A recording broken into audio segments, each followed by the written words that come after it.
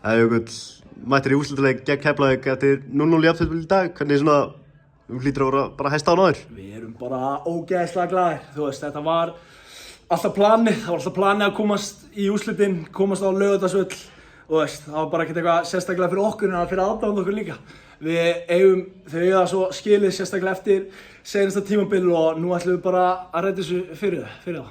Leikurinn í dag svona 0-0, en spilast ekki leikurinn nákvæmlega eins og þið vildu það? Þetta er bara uppáhalds 0-0 jafntefli bara í lífinu mínu. Ég myndi sko alltaf elska 0-0, sérstaklega sem markmaður. En nei, ég held bara varnarlínan og bara, þú veist, meira segja sóknarmennirnir sem voru að droppa niður til að hjálpa vörninni. Við vorum bara gjörsamlega frábærir og við stóðum okkar í dag og bara vorum rock solid. Þið myndi mæti Keflavík, hvað þurfum við að gera næstkomandi laugardag til þess að komast upp? Ég segi bara spila okkar leik sko. Við erum örugglega besti bara í deildinni að tengja, að spila boltanum og svo sástu þennan varnarleik í dag. Þannig ég ætla bara að segja að við munum spila okkar fótboltaleik og þá hefur við grillaðan séns. Og einmitt meirihluti liðsins, ekki þú reyndar, en hafa reynsluna frá því í fyrra, fóruðu þetta í leikinn.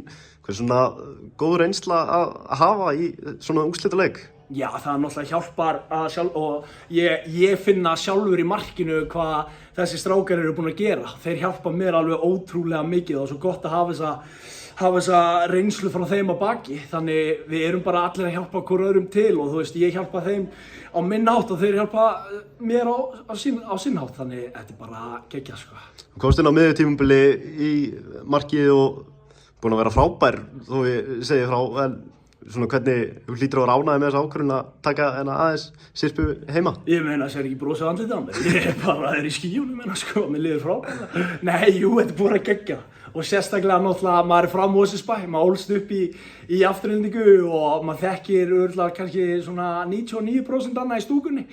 Annarkvort frændi eða frænka eða eitthvað. Þannig ég er bara í skýjunum og þú veist, sérstaklega og bara við erum núna komnir í úrslitaleikinn sem var alltaf planið og bara, þetta er svo gaman sko, þetta er mjög illa. Takk hérlega.